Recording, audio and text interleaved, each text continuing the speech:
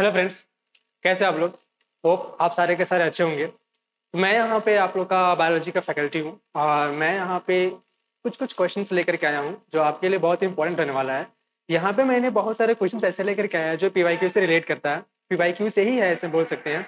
और पीवाईक्यू आप लोगों को इसलिए मैंडेटरी होता लगाना क्योंकि आपको ना पीवाईक्यू से अंडरस्टैंडिंग बिल्ड होती है कि एक्चुअली में आपको किस तरीके से क्वेश्चन पूछे जा रहे हैं या फिर प्रीवियस ईयर क्वेश्चन में आपको किस तरीके से क्वेश्चन दिए जा रहे हैं। इससे मेरे को पैटर्न समझ में आता है, वेटेज समझ में आता है कि किस किस जगह से कहाँ से क्वेश्चन मेरे को पूछे जा रहे हैं, किस किस तरीके से कॉन्सेप्ट्स मेरे को बताए जा रहे हैं वहां पे। ये सब मेरे को बहुत ही आसानी से पता चल जाएगा, इजीली पता चल जाएगा अगर हम प्रीवियस क्वेश्चन को बहुत ही अच्छे से पैकअप करें या फिर लगा लें। तो यहाँ पे बात समझ में आइएगा, कुछ कुछ क्वेश्चन ऐसे भी रहेंगे जो बहुत ही ट्रिकी रहेंगे, जो आपसे शायद इजीली बहुत ही आसानी से बन सकता है, बहुत आसानी से बन सकता है। कुछ कुछ ऐसे क्वेश्चंस भी होंगे जिन्हें मैं आपको दूंगा, वो आपको खुद से करने हैं। ऐसे नहीं बोल रहा हूँ कि सारे के सारे क्वेश्चंस यहाँ पे मैं ही आपको सॉल्व कराऊंगा। कुछ कुछ क्वेश्चंस ऐसे भी होंगे जिन्हें आपको खुद सॉल्व करने हैं और वहां पे वो कमेंट करने हैं कि हाँ कौन कौन से ऐसे क्वेश्चन हिसाब से बन रहे हैं। चलिए फिर हमने स्टार्ट करने हैं। सबसे पहले क्वेश्चन देखिए, बहुत ही सिंपल क्वेश्चन है। सारे के सारे जो ह्यूमन बींग्स होते हैं वो ह्यूमन बींग्स सेक्सुअली अपने आप को प्रोड्यूस करते हैं। अगर हम बात कर रहे हैं यहाँ पे सेक्सुअल रिप्रोडक्शन के बारे में, तो सेक्सुअल रिप्रोडक्शन एक्चुअली होता क्या है? तो सेक्सुअल रिप्रोडक्शन अगर कोई भी ऑर्गेनिज्म परफॉर्म कर रहा है तो इसके लिए उसके पास सबसे पहला चीज जो होना चाहिए वो होना चाहिए कि उसके बॉडी जो होगा वो कुछ ना कुछ बनाए, और इसको हम क्या बोला करते हैं? गैमेट बोला करते हैं। मतलब वहां पे गैमेट का फॉर्मेशन जो होता है वो मैंडेटरी होता है अगर उसको सेक्सुअल रिप्रोडक्शन परफॉर्म करना है तो। दूसरी बात, अगर वो सेक्सुअल रिप्रोडक्शन कर रहा है इसका मतलब उसको एक और चीज का बात ध्यान रखना पड़ेगा, वो ये कि फीमेल के बॉडी के अंदर में फर्टिलाइजेशन होना चाहिए। ठीक है, कोई दिक्कत है यहाँ पे? क्योंकि यहाँ पे मेरे को पूछा गया है ह्यूमंस के बारे में, तो हम ह्यूमंस को लेकर के बताया जा रहा है। तो ह्यूमंस जो होते हैं वो कैसे होते हैं? सेक्सुअली होते हैं और वीवी पैरस होते हैं। वीवी पैरस इसका मतलब क्या होता है? वीवी पैरस का सिंपल सा मतलब होता है अगर कोई एक ऑर्गेनिज्म है, ये ऑर्गेनिज्म डायरेक्टली अपने यंग वंस को जनरेट कर रहे हैं, यानी कि ये एग नहीं दे रहे हैं, एग नहीं दे रहे हैं, डायरेक्टली अपने यंग वंस को अगर दे रहे हैं तो उनको हम क्या बोलते हैं? विवी पैरस बोला कर रहे हैं। तो हम बोल देते हैं कि सारे के सारे ह्यूमंस जो होते हैं वे कैसे होते हैं? सेक्सुअली प्रोड्यूसिंग होते हैं और विवी पैरस होते हैं। कोई दिक्कत यहाँ पे? आगे स्लाइड में चलते हैं। वैसा कौन सा हार्मोन है? देखिए बहुत इंपॉर्टेंट चीज है जो हम आपको बताने वाले हैं, ये कि ऐसा कौन सा हार्मोन है जो मेंस्ट्रुअल साइकिल को कंट्रोल करके रखा हुआ होता है। तो हम ऐसा बोला करते हैं कि मेंस्ट्रुअल साइकिल को कंट्रोल करने वाला जो हार्मोन होता है वो हमारे पास में 3 हार्मोन होते हैं। पहला हार्मोन जिसको हम जाना करते हैं वो हार्मोन हमारा होता है FSH, और दूसरा हार्मोन जो होता है वो LH। तो FSH और LH जो होता है ये दोनों जो हार्मोन होता है ये पिट्यूटरी वाला हार्मोन होता है। और पिट्यूटरी के कहां से निकलता है? तो पिट्यूटरी के हम बोला करते हैं एंटेरियर रीजन से निकाला करता है, ये पिट्यूटरी हार्मोन होते हैं। नेक्स्ट जो होते हैं, तीसरा हार्मोन जो होता है वो हार्मोन होता है हमारे पास में एस्ट्रोजन। कौन सा होता है वो? एस्ट्रोजन। और ये एस्ट्रोजन हार्मोन जो होता है इसको हम बोलते हैं ये हमारे पास में ओवेरियन हार्मोन है। तो हम बोला कर रहे हैं कि ह्यूमन फीमेल के अंदर में जो 3 मोस्ट इंपॉर्टेंट हार्मोन्स हैं जो कि कंट्रोल कर रहे हैं मेंस्ट्रुअल साइकिल को, वो कौन कौन हो गए? पहला हमारे पास में हो गया एस्ट्रोजन एंड LH हो गया, मतलब एस्ट्रोजन और LH हो गया। और दूसरा हमारे पास में क्या होगा? FSH। मतलब हमारे पास जो करेक्ट आंसर हो गया वो कौन हो गया? B और C। तो यहाँ पे क्या दिया हुआ है? बोथ B एंड C दिया हुआ है। अब आप सोच रहे हो कि ICSH क्या होता है, तो हम ऐसा बोला करते हैं ना कि LH जिसका पूरा नाम होता है ल्यूटिनाइजिंग हार्मोन, इसी ल्यूटिनाइजिंग हार्मोन को एक और नाम से भी जाना जाता है, इसको हम बोलते हैं ICSH, और इसका नाम हो जाता है interstitial cell stimulating hormone. Interstitial cell stimulating hormone इसका नाम हो जाता है। तो इसका जो करेक्ट आंसर हो गया वो कौन हो गया? Option number D। नेक्स्ट आगे बढ़ते हैं। आगे बढ़ेंगे तो हमारे पास में क्या हो जाएगा? In human beings at the end of 12 week.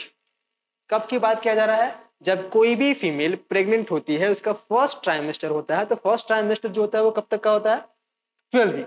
First trimester pregnancy of the following observe, मतलब ऐसा जब कोई फीमेल प्रेग्नेंट होती है उस पर्टिकुलर टाइम पे उसका जो बॉडी होता है, मतलब फीमेल का जो बॉडी होता है उसके अंदर जो फिटस बन रहा होता है उस फिटस के अंदर में क्या क्या डेवलपमेंट हुए हैं। तो हमको ऐसा पता चलता है एनसीईआरटी के थ्रू में कि most of the organ system जो होते हैं वो बन चुके होते हैं। तो डायरेक्ट मेरे पास यहाँ पे क्वेश्चन का आंसर दिख रहा है, क्या दिखाई दे रहा है कि most of the organ system जो होते हैं बेबी के जो फिटस है, जो बेबी मतलब मदर के अंदर में जो पल रहा है, उसका most of the organ system जो है वो क्या हो चुका है? कंप्लीटली अभी तक बन चुका हमारे पास। This is the most important question जो अभी तक देखा गया है। देखिए ये क्वेश्चन को ऑलरेडी हमारे पास में 2020 में पहले ही पूछा जा चुका है, हमको पूछ लिया है पहले से ही। ठीक है, आगे ये मेरे पास क्वेश्चन है। क्वेश्चन में क्या दिया हुआ है मेरे को, which of the following is correct, means मेरे को ये दिया हुआ डायग्राम, ये किसका डायग्राम है, तो ये मेरे को पता चलता है कि ये फीमेल के मेमोरी ग्लैंड का है। किसका है, फीमेल के मेमोरी ग्लैंड का है। अब फीमेल की मेमोरी ग्लैंड का जो क्रॉस सेक्शनल व्यू है उसका डायग्राम दिया हुआ है। तो मेरे पास में कुछ जैसे यहाँ पे दिया हुआ है, देखिए देखते हैं क्या है। जैसे पहला ऑप्शन नंबर ए में क्या है, A is a pectoralis muscles. अब मैं बता दूं कि पेक्टोरालिस मसल्स जो होते हैं ना वो रिब के जस्ट पीछे होते हैं।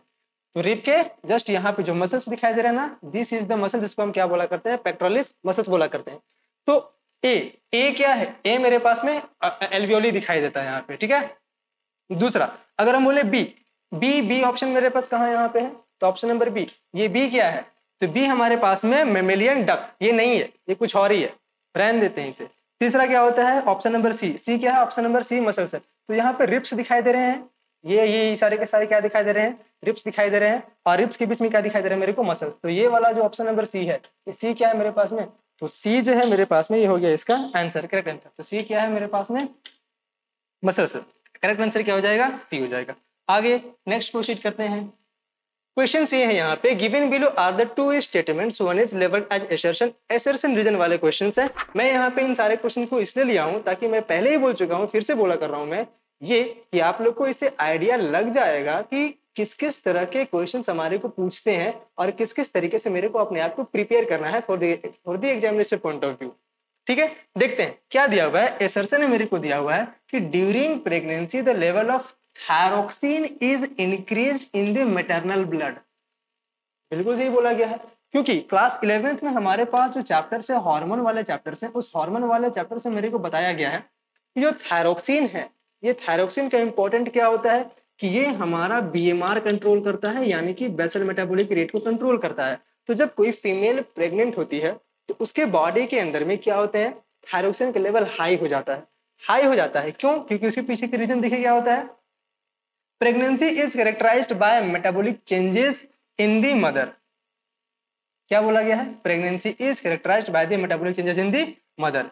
अब इनके हाँ, तो यहाँ पे क्या बोला गया है, बिल्कुल सही बोला गया है, क्योंकि मदर है तो मदर खुद का मेटाबॉलिज्म भी कंटिन्यू करेगी, और जो उनके अंदर जो बेबी पल रहा है उसके लिए भी वो कंटिन्यू करेंगे मेटाबॉलिज्म को। तो इसीलिए उसके पास में क्या होता है, उसके बॉडी के अंदर में थायरोक्सिन का लेवल जो होता है वो हाई हो चुका होता है, ज्यादा बड़ा हो चुका होता है। तो इसीलिए उनके बॉडी के पास, यानी कि प्रेगनेंसी के समय में थायरोक्सिन का अमाउंट जो होता है वो इंक्रीज कर चुका होता है। तो यहाँ पास असर्जन भी सही है, रीजन भी सही है, और असर्शन का करेक्ट एक्सप्लेनेशन भी मेरे को यहाँ पे दिया हुआ। तो यहाँ पे देखते हैं ऑप्शन नंबर में क्या दिया हुआ है, A is correct but A is not correct, ये तो बिल्कुल गलत हो गया। दूसरा, both assertion and reason are correct and reason is the correct, बिल्कुल सही दिया हुआ यहाँ पे मेरे को, हम पता देख भी लिए यहाँ पे ऐसा कैसे होता है। तो इसका ऑप्शन नंबर क्या हो जाएगा हमारे पास में, डी। इस तरह क्वेश्चन आपको पूछे जाएंगे, थोड़े से कंफ्यूजिंग होंगे लेकिन हैं बहुत सिंपल क्वेश्चंस जो आपको करने चाहिए, बहुत ही इजीली हो जाएगा। नेक्स्ट, अगर हम नेक्स्ट करना चाहें तो मेरे पास में क्या दिया हुआ है, atretic follicles are found in the, this is very much important question. यहाँ पे बहुत ही इंपॉर्टेंट क्वेश्चन दिया हुआ है यहाँ पे, और ये पूछा तो मेरे ख्याल से नहीं गया हुआ है, ये पूछा नहीं गया है मेरे ख्याल से। ठीक है, तो ये क्वेश्चन बना हुआ है, क्या बोल रहा है, एट्रेटिक फॉलिकल्स कहाँ मेरे को देखने को मिलता है। देखिए, मैं अगर आपको बनाना चाहूंगा ओवरी बनाना चाहूंगा, तो ओवरी का शेप आप समझ लीजिए, साइज समझ लीजिए आप। ओवरी जो होते हैं वो आलमंड के शेप के होते हैं, एक जो आलमंड होता है ड्राई फ्रूट्स उनके साइज का होता है, और इनका लेंथ जो होता है वो 3 से 4 सेंटीमीटर का होता है। इजेंट जो ओवरी का लेंथ होता है वो कहाँ होता है, 3 से 4 सेंटीमीटर का होता है, जो कि एब्डोमिनल रीजन के पास मिलता है फीमेल के। नेक्स्ट, अब ओवरी का जो साइज होता है वो तो हम बता दिया आपको, छोटा साइज होता है इसका। अब इसके जो बीच वाला पार्ट होता है, इस बीच वाला पार्ट को हम बोलते हैं मेड्यूलरी पार्ट। इसे हम क्या बोला करते हैं, इसे हम बोला करते हैं मेड्यूलरी पार्ट। और जो साइड वाला पार्ट होता है, इस वाले पार्ट को हम बोला करते हैं कॉर्टिकल पार्ट। इसे हम क्या बोला कर रहे हैं, कॉर्टिकल पार्ट बोला करते हैं। अब देखिए, एग नेस्ट होते हैं, वो एग नेस्ट मेरे पास में होते हैं इस वाले रीजन पे। ये वाले रीजन को हम क्या बोला कर रहे हैं, इसको हम बोल रहे हैं एग नेस्ट। और हम ये बता देते हैं कि आपको जैसे ही किसी भी गर्ल चाइल्ड का बर्थ होता है, तो बर्थ से लेकर के उनके प्यूबर्टी अटेन करने तक बहुत सारे फॉलिकल्स जो होते हैं वो फॉलिकल्स अपने आप को कर लेते हैं डेड।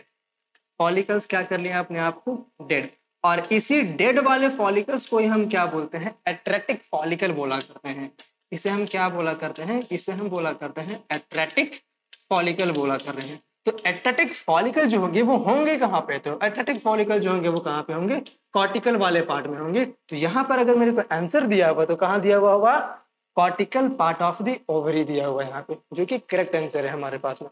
क्यों, क्योंकि एट्रेटिक अब जो प्रोसेस होता है इसको हम बोलते हैं एट्रेसिया। इजंट सारे को यह बात क्लियर है। चलिए आगे अगला स्लाइड में चलते हैं अपन। अगला स्लाइड में क्या दिया हुआ है, ऊटिड।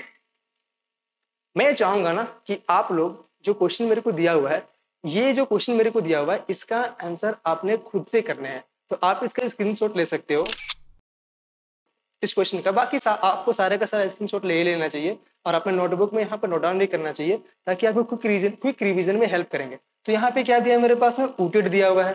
अब ऊटिड क्या होता है, इसका आंसर आप लोगों ने खुद ने करने हैं, खुद से करने हैं और कमेंट बॉक्स में लिखने हैं कि इसका आंसर क्या होगा। वैसे इसका आंसर लास्ट में दिया है वो ऑलरेडी है, तो आप फिक्र मतलब टेंशन फ्री रहो, आप आराम से रहो, बट आपको इसका कमेंट में दे ही देना है कि एक्चुअली इसका आंसर क्या होने वाला है। ठीक है, identify the correct statement on inhibin.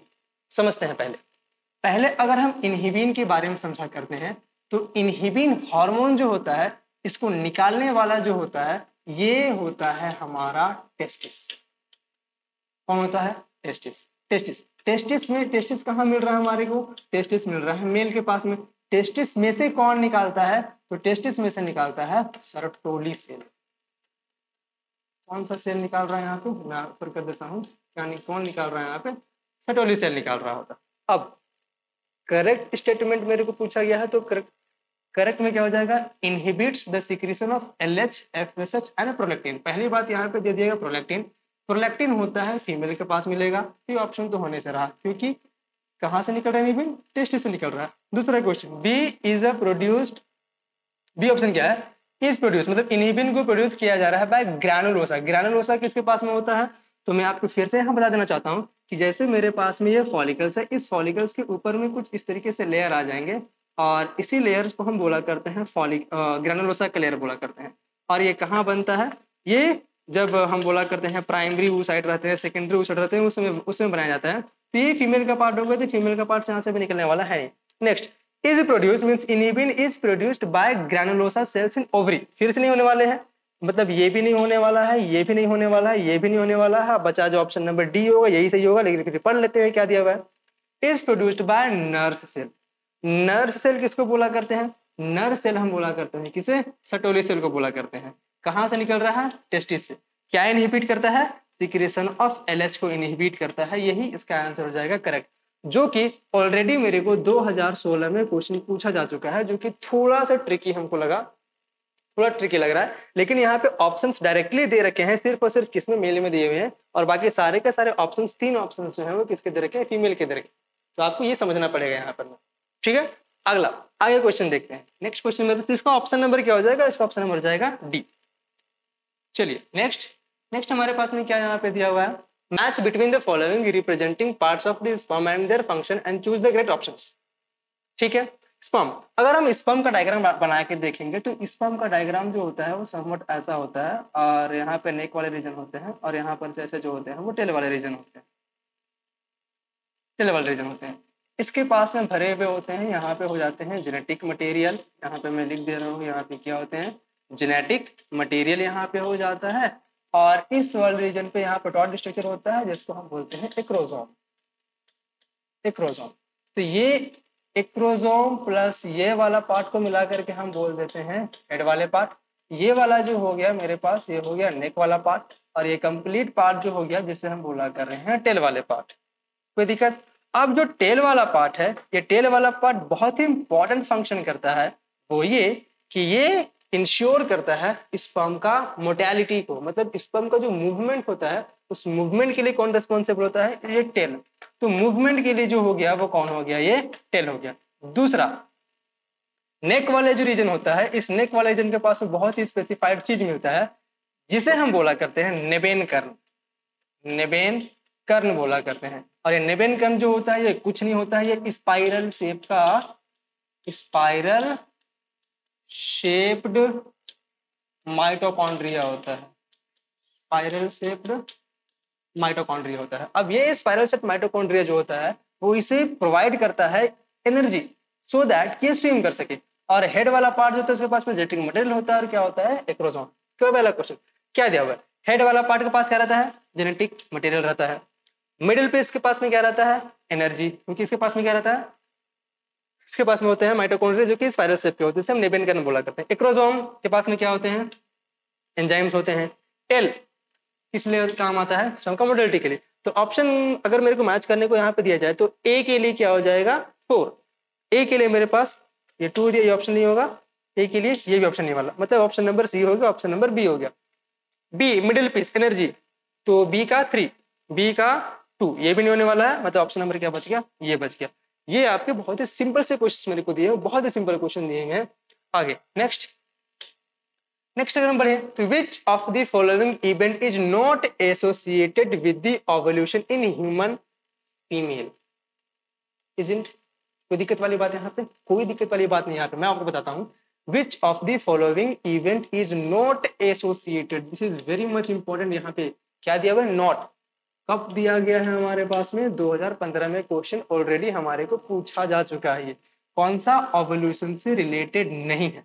तो मैं आपको बता दूं ओवल्यूशन को होने के लिए हमारे फीमेल की बॉडी में 3 हार्मोन का पिक पे होना बहुत ज्यादा रोल प्ले कर जाता है। कौन कौन सा है, जो पहला हार्मोन है उसको हम बोलते हैं LH, जो दूसरा हार्मोन है उसको हम बोलते हैं FSH, और तीसरा जो हार्मोन है इसको हम बोलते हैं एस्ट्रोजन। ये तीनों का तीनों हार्मोन जो होगा वो रहेगा पिक पे, और पिक पे होने की वजह से वहां पे क्या होगा ओवल्यूशन होगा, हो जाएगा। अब नॉट एसोसिएटेड बोला गया है तो ऑब्वियस सी बात, अब देखते हैं fully development of Graafian follicle. तो जब भी ओवुलेशन होने को रहेगा तो ओवुलेशन होने के समय में ओवा जो रिलीज होगा ओवरी से वो कहां से रिलीज होगा, ऑब्वियस सी बात है वो ग्राफियन फॉलिकल से रिलीज होगा, जैसे कि हम लोगों ने पहले पढ़ चुका है। दूसरा रिलीज ऑफ सेकेंडरी oocyte, कौन निकलता है जब ओवुलेशन होता है तो ओवुलेशन के समय में जो रिलीज होता है वो कौन होता है, वो सेकेंडरी oocyte ही रिलीज होता है। क्वेश्चन फिर से बोल रहे हैं यहाँ पे नॉट बोला गया तो ये तो होता ही है, ये भी होता ही है। दूसरा क्या होता है LH सर्ज। अब मैं आपको बताना चाहता हूं यहाँ पे कि जो ग्राफियन फॉलिकल है ये ग्राफियन फॉलिकल अपने आप को ब्रस्ट करता है कब, जब मेरे को LH सर्ज मिलता है, जब LH का अमाउंट पिक पे रहता है। अब यहाँ पे कहीं पे एस्ट्रोजन का बात ही नहीं किया गया है, इसका मतलब ये क्वेश्चन गलत है। नहीं, यहाँ पे जो वर्ड लिखा हुआ है वो वर्ड क्या है, यहाँ पर एस्ट्राडाइऑल लिखा हुआ है। तो यही एस्ट्राडाइऑल जो है इसी को हम क्या बोला करते हैं एस्ट्रोजन बोला करते हैं। और जब एस्ट्रोजन का अमाउंट रहेगा लेवल ऑफ पिक पे तो उस टाइम पे क्या होगा ओवल्यूशन। लेकिन यहाँ पे क्या लिखा हुआ है डिक्रीज, जो कि डिक्रीज होना नहीं चाहिए, इसको क्या होना चाहिए पिक पे होना चाहिए। तो मैं क्या बोल रहा हूँ यहाँ पे कि ये ऑप्शन जो है क्या है गलत है, तो इसीलिए सही ऑप्शन क्या हो जाएगा डी। या ध्यान से रखिए यहाँ पे एस्ट्राडाइऑल इज व्हाट एस्ट्रोजन मींस। यहाँ पर से एक और क्वेश्चन आपको फ्रेम कर सकता हूँ, वो ये कि ऐसा कौन सा हार्मोन होता है जिसके पास में 2 अल्कोहलिक ग्रुप है। तो यहाँ पे डाइऑल लिखा हुआ है इन द सेंस कि हम बोल सकते हैं कि यहाँ पे 2 अल्कोहलिक ग्रुप एस्ट्रोजन के पास में ऑलरेडी रहता है। बात समझ में आई, कोई दिक्कत। नेक्स्ट स्लाइड मूव करते हैं। नेक्स्ट में क्या दिया, ये दिया हुआ देखिए, मैं आपको अभी स्पर्म का डायग्राम बना के बताया था कि कौन कौन सा हेड पार्ट है, कौन कौन सा मिडिल पार्ट है, कौन कौन सा टेल वाला पार्ट है। देखिए ये वाला पार्ट मेरे को ऊपर से लेकर के नीचे तक जो दिखाया गया है ये वाले पार्ट को मैं लेवल कर दे रहा हूं एज अ हेड पार्ट, कोई दिक्कत। बी वाला जो पार्ट है इस बी वाले पार्ट को मैं लेवल कर दे रहा हूं एज जेनेटिक मटेरियल। कैसे कर दे रहा हूं जेनेटिक मटेरियल। और ऑप्शन नंबर सी जो बचा इस सी वाले को मैं लेवल कर दे रहा हूं एज नेबेन कर्ण, नेबेन कर्ण जो क्या है मिडिल पार्ट। क्या पार्ट है मिडिल पार्ट, किसका मिडिल पार्ट है स्पर्म का मिडिल पार्ट है। अब मेरे को क्या पूछा गया है option number A is the head part consist of only A chromosome. क्या बोला गया है ए हेड पार्ट तो है लेकिन सिर्फ हेड पार्ट जो होता है वो कभी भी एक क्रोमोसोम को कंसिस्ट नहीं करता है, उसके साथ में होता है जेनेटिक मटेरियल। तो ये हो गया ऑप्शन गलत, कोई दिक्कत। दूसरी बात B part of head and consist of DNA. जो बी है बी ये हेड का पार्ट है, इसके पास में डीएनए कंसिस्ट है, बात सही बोला गया है, एकदम सही बोला गया है यहाँ पे।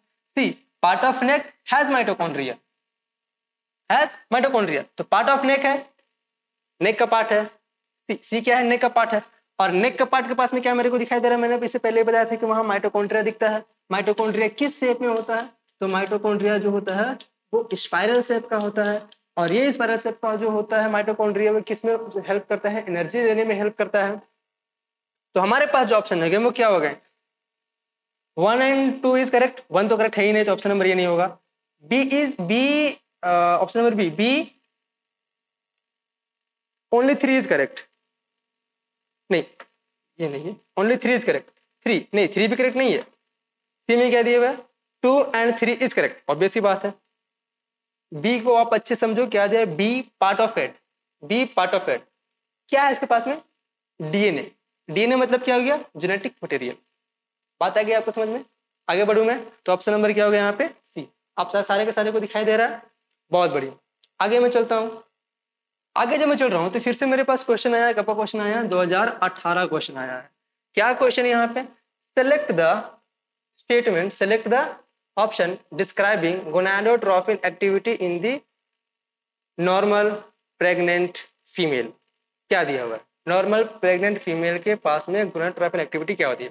High level of HCG stimulated thickening of endometrium. नहीं, एचसीजी का पूरा नाम मैं आपसे पूछना चाहूंगा तो आप बताना, मेरे कमेंट करना एचसीजी का पूरा नाम क्या होता है, फुल फॉर्म क्या होता है। दूसरे, high level of FSH and LH stimulate the thickening of endometrium. नहीं, high level of FSH LH का यहाँ पे FSH and LH, high level of FSH and LH stimulate the thickening of endometrium का layer. नहीं, FSH नहीं होता, गलत।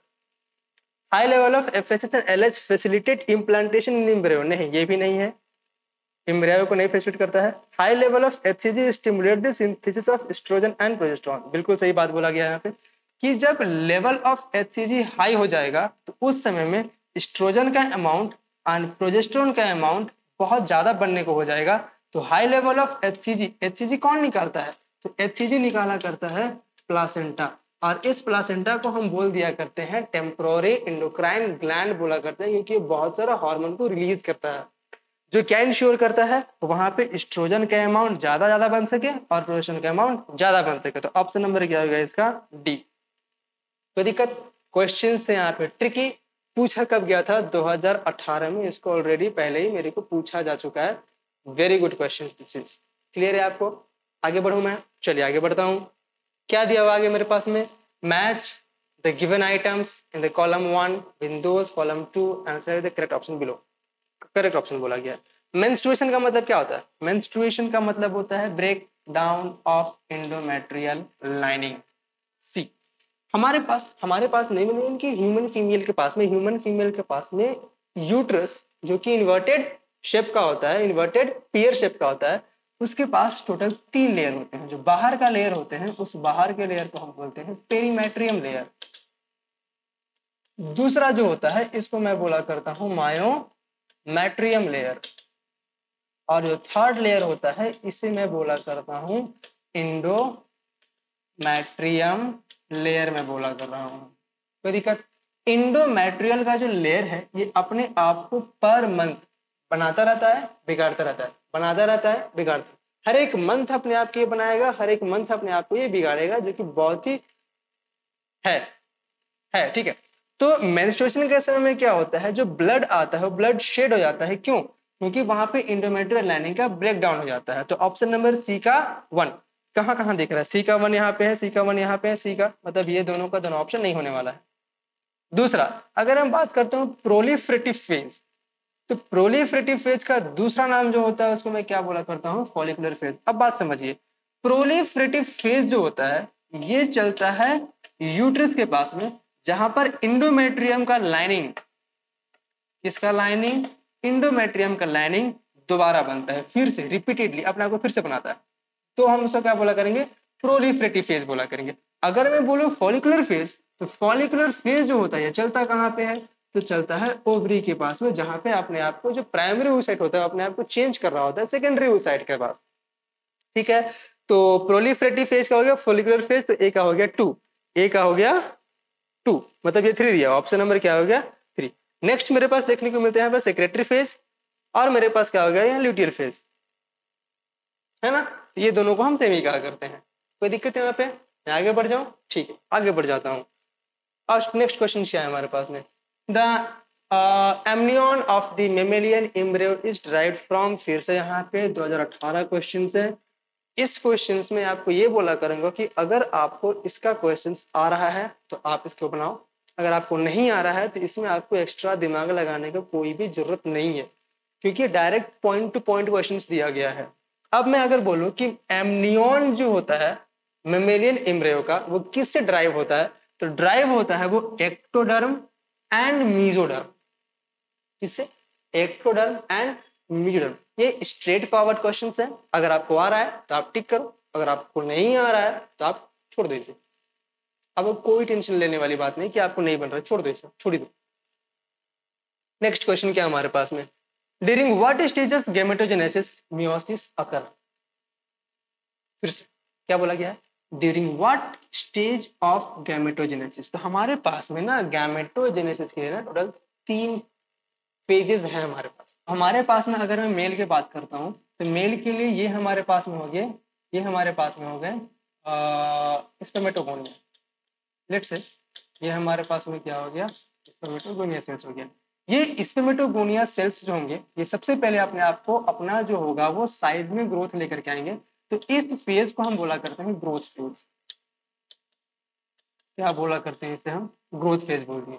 Growth phase हो गया, ग्रोथ फेज। इसके पास नंबर ऑफ क्रोमोसोम होंगे 2n, इसके पास में नंबर ऑफ क्रोमोसोम होगा 2n। अब ये अपने आप को डिवाइड करेंगे। कैसे डिवाइड करेंगे? अपने आप को माइटोटिकली डिवाइड करेंगे।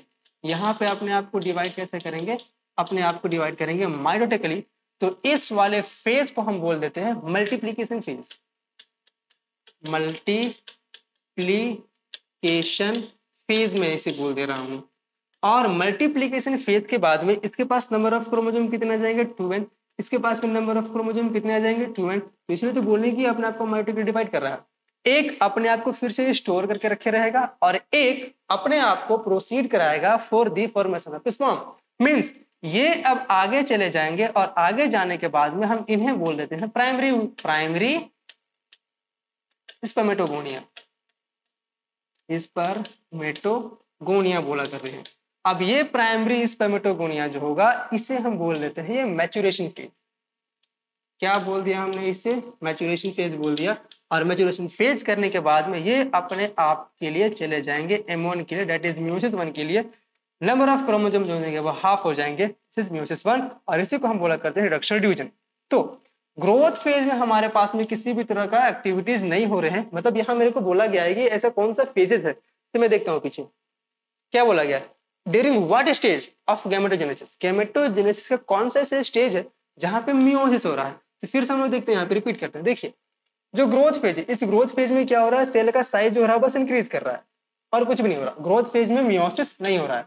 दूसरा मल्टीप्लीकेशन फेज। इस मल्टीप्लीकेशन फेज में डिवीजन जो चल रहा है वो ध्यान से देखिए, यहाँ पे डिवीजन जो दिया हुआ है मेरे को माइटोटिक डिवीजन दिया गया है। इससे मेरे पास कितने सेल्स बन रहे हैं? 2, इक्वल अमाउंट ऑफ क्रोमोसोम्स। तीसरा जो ये प्राइमरी स्पर्मेटोगोनिया होगा उसके पास में मैच्योरेशन फेज आएगा और मैच्योरेशन फेज करने के बाद में वो मियोसिस 1 के लिए जाएगा। It is what? उसके पास में हाफ नंबर ऑफ क्रोमोसोम जाएंगे, यहाँ मियोसिस हो जाएगा। This is what? मतलब जो मैच्योरेशन फेज आता है, कौन सा फेज? Maturation phase. तो इसी मैच्योरेशन फेज में मियोसिस हो जाते हैं।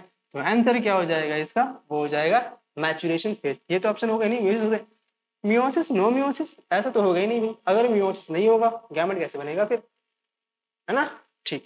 Mature Graafian follicle is generally present in the ovary of healthy human female around. कब से कब तक मैच्योर ग्राफियन फॉलिकल रहता है फीमेल के ओवरी के पास में? कट आउट क्वेश्चन है, डायरेक्ट क्वेश्चंस हैं। इसका आंसर हो जाएगा हमारे पास में 11 to 17 days of menstrual cycle. This is not a menstruation day, this is बोला गया है मेंस्ट्रुअल साइकिल। आप वर्ड को देखो यहाँ पे, this is not a menstruation day बोला गया, मेंस्ट्रुएशन डे नहीं बोला गया, साइकिल बोला गया। क्लियर? डायग्राम बेस्ड क्वेश्चन फिर से आ गए हमारे पास में। तो ए को मैं बता देना चाहता हूँ। ए हमारे पास में ये है, ये रिप्रेजेंट कर रहा है किसको? Zona pellucida. जोना पेलुसिडा, ठीक है। एक बात और इम्पोर्टेंट मैं बता देना चाहता हूँ, जोना पेलोसिटा जो होता है वो नॉन सेल्यूलर होता है। कैसा होता है? मीन्स कि ये सेल्स के बने हुए नहीं होते हैं। Next, what is C? C क्या है? तो सी जो मेरे पास में है ये है कोरोना रेडिएटा का सेल्स। कोरोना रेडिएटा के सेल्स। और मेरे पास में बी, बी क्या दिखाई दे रहा है हमारे को? तो बी हमारे को दिखाई दे रहा है वाटरलाइन स्पेस। वाटरलाइन स्पेस मेरे को दिखाई दे रहा है। ठीक है। क्वेश्चन अब क्या दिया गया है? Which statement is wrong? क्या विच स्टेटमेंट इज रॉन्ग? मेरे को गलती बताना। अब यहाँ पे क्या है? A secrete fertilising hormone. A कौन है हमारे पास में? Zona pellucida. बिल्कुल सही बोला गया है कि जोना पेलुसिडा जो लेयर होता है ये हार्मोन सिक्रीट करता है। कौन सा? फर्टिलाइजिंग। तब जाकर के स्पर्म जो होता है वो ओवा के फ्यूज कर पाता है, दैट इज फर्टिलाइज कर पाता है। क्वेश्चंस क्लियर है? इससे आपका कॉन्सेप्ट क्लियर होना चाहिए यहाँ पे। ठीक है। दूसरा, B is vitelline membrane, it is not a membrane. अगर आप देखोगे एनसीईआरटी को तो एनसीईआरटी में दिया वहां पे वो वर्टलाइन मेम्ब्रेन नहीं है, वर्टलाइन स्पेस है। तो बी गलत हो गया। तो ऑप्शन नंबर 2, ये तो ऑप्शन नंबर होगा ही नहीं। 1 तो सही है, 1 तो सही है। ऑप्शन नंबर बचा कौन? सी। तीसरा क्या है? सी इज एसोसिएटेड विथ, बिल्कुल सही। सी जो है यानी कि हम बोल दें कि कोरोना रेडिएटा के सेल्स अगर मैं ड्रॉ करना चाहूँ तो ये कोरोना रेडिएटा के सेल्स हो गए। और ये कोरोना रेडिएटा के सेल्स जो होते हैं वो आपस में चिपके हुए होते हैं with the help of glue, with the help of glue. और उस ग्लू को मैं एक नाम से जानते हैं और उसको क्या बोलते हैं? हायालुरोनिक एसिड। हायालुरोनिक एसिड के नाम से हम जाना करते हैं उसको। तो जो सारे के सारे सेल्स होते हैं कोरोना रेडिएटा के, वो कोरोना रेडिएटा के सेल्स जो होते हैं वो आपस में जुड़े हुए होते हैं। किससे जुड़े हुए होते हैं? हायालुरोनिक एसिड से जुड़े हुए होते हैं। मतलब ऑप्शन नंबर ए सही है, ऑप्शन नंबर सी सही है। गलत कौन है? ठीक है। वेरी मच इंपॉर्टेंट क्वेश्चन है, बहुत ही ज्यादा अच्छा क्वेश्चन है। इसको आप मार्क कर लेना, इंपॉर्टेंट क्वेश्चन में से एक है। Acrosomal reaction of the sperm occur due to. तो एक्रोजोमल रिएक्शन स्पर्म में कब होता है? When it is in contact with. अभी तो मैंने बताया था, अभी जस्ट मैंने बताया था, मैंने क्या बताया था अभी तुरंत मैंने बताया था कि जोना पेलुसिडा जो होता है ये नन सेलुलोज मतलब नन सेलुलर लेयर होता है जो हार्मोन रिलीज करता है। और उस हार्मोन का नाम क्या होता है? फर्टिलाइजिंग हार्मोन होता है, जिसकी वजह से फर्टिलाइजेशन या फिर एक्रोजोमल रिएक्शंस होते हैं। तो जब स्पर्म जो होगा ना वो ओवा का यानी कि सेकेंडरी oocyte का अगर जोना पेलुसिडा वाला लेयर से अट्रैक्ट कर जाएगा, मतलब कुछ नहीं है, यूट्रस पे तो होगा ही नहीं, ये भी नहीं होगा, ये भी नहीं होगा। बहुत ही सिंपल है, इजी क्वेश्चन था। Next, which of the following is not a male accessory gland? चाहूंगा मैं ये भी चाहूंगा कि क्वेश्चन नंबर 19 जो है this is for you people, this is for you people. और आपको इसे कमेंट में बताना है कि इसका आंसर जो होगा वो क्या होगा। हाँ, question number 20, how many of the following statement is correct? Correct हमारे को बोला गया। तो पहले लेवल कर लेते हैं कि लेवल मेरे क्या क्या मिसमैच दिया हुआ, तो लेवल कर लेते हैं। Level number 1, A. What is A? A is mature sperm. What is A? A is mature sperm. Okay. What is B? What is B? B, B मेरे को पूछा है तो भाई बी जो है ना वो स्पर्मेटिड है। क्या है? स्पर्मेटिड। और ये स्पर्मेटिड जो है वो इससे अटैच्ड है और इस सेल को हम बोला करते हैं सर्टोली सेल। किससे अटैच्ड है? सर्टोली सेल से अटैच्ड है। और इसी सर्टोली सेल को एक और नाम से जाना जाता है नर्व सेल, जो कि अभी न्यूट्रिशन मिल रहा है इसे। ऑप्शन नंबर बी हो गया। ऑप्शन नंबर सी क्या है? ऑप्शन नंबर सी जो है ये ऑब्वियस सी बात है भाई, सर्टोली सेल है। अगर आप देखोगे एनसीईआरटी तो यहाँ पे क्लियर दिखा हुआ है। क्या बोला गया है? Is correct. Question number 1, A is a mature sperm. सही बात है। ए मेरे पास में क्या दिया हुआ और डायरेक्ट आंसर मिल गया मेरे को। A what is mature sperm. Helps in secretion of androgen, नहीं, एंड्रोजन को सिक्रेट करता है कौन? Leydig cell. Leydig cell secrete करता है। कोई दिक्कत? B is attached with Sertoli cell. तो बिल्कुल सही बात है, बी जो है वो सर्टोली सेल से अटैच है।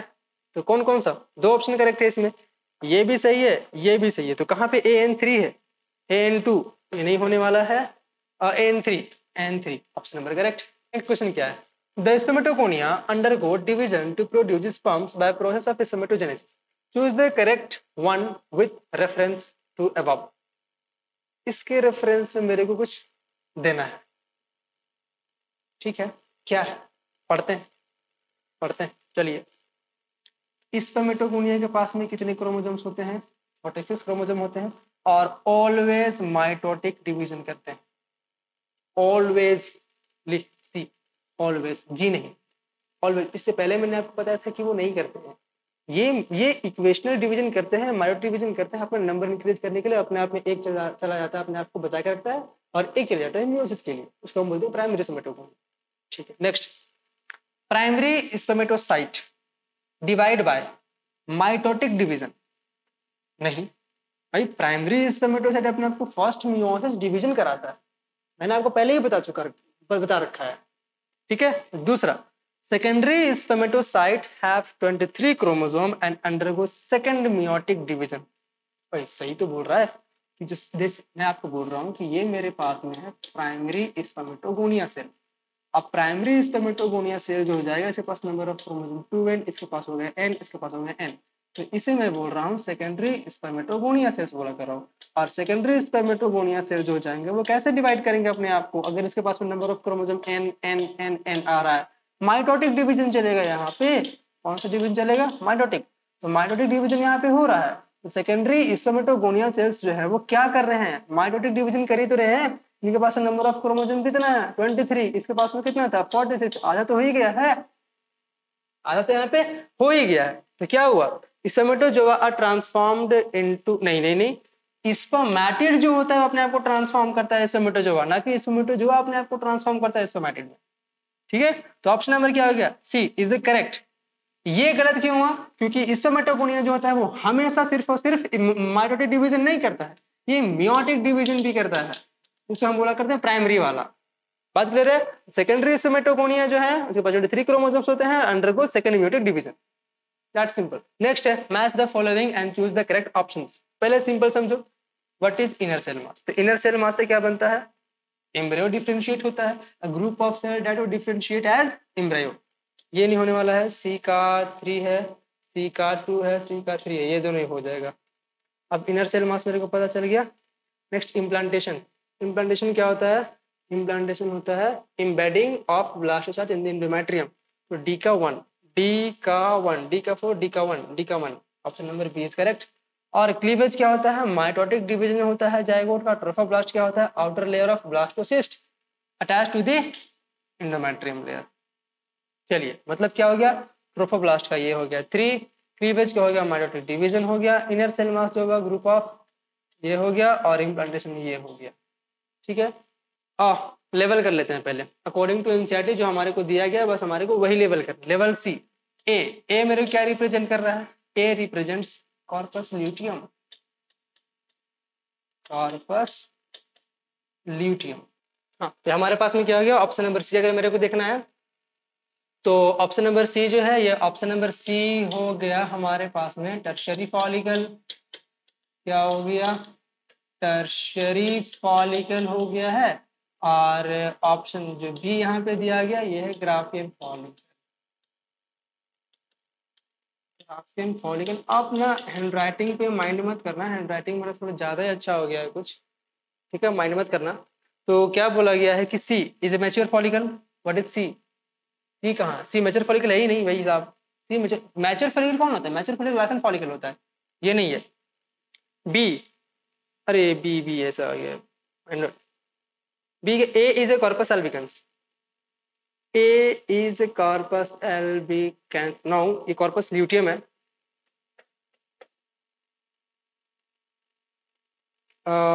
Tertiary, A B is tertiary follicle.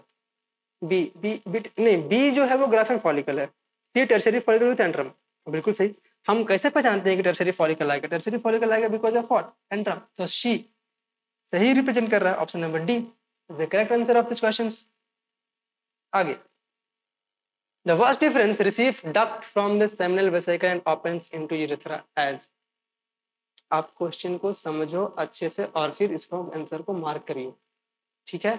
लग रहा है आपको ये बहुत ही इजी क्वेश्चन लग रहा होगा, लेकिन है थोड़ा ट्रिकी। और मैं चाहूंगा कि आप इस क्वेश्चन को खुद से कमेंट में इसका आंसर लिख दियो कि इसका आंसर क्या होगा विथ रीजन। आप मेरे को रीजन के साथ बताइए कि इसका जो आंसर होने वाला है वो आंसर क्या होने वाला है, वो भी कमेंट सेक्शन में आप मेरे को बताना। तो मैंने आपको अभी तक 3 ऐसे क्वेश्चंस दे चुके हैं, 3 ऐसे क्वेश्चन दे चुका हूं जो कि आपको कमेंट बॉक्स में बताना है। Next, urethral meatus refers to. Urethral meatus क्या होता है? यूरेथ्रल मीटस मेल का यूरिनोजेनाइटल ट्रैक्ट का यूरेथ्रा जब से बाहर ग्लैंड्स पेरेंट्स की ओर आगे की ओर मूव करता है वही होता है। तो ये क्या है? डक्ट। क्या है? Opening of vas deferens into urethra, ये भी नहीं है।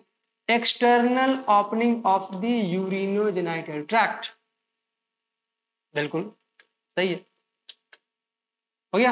यूरेथ्रल मीटस के बारे में बात किया गया है।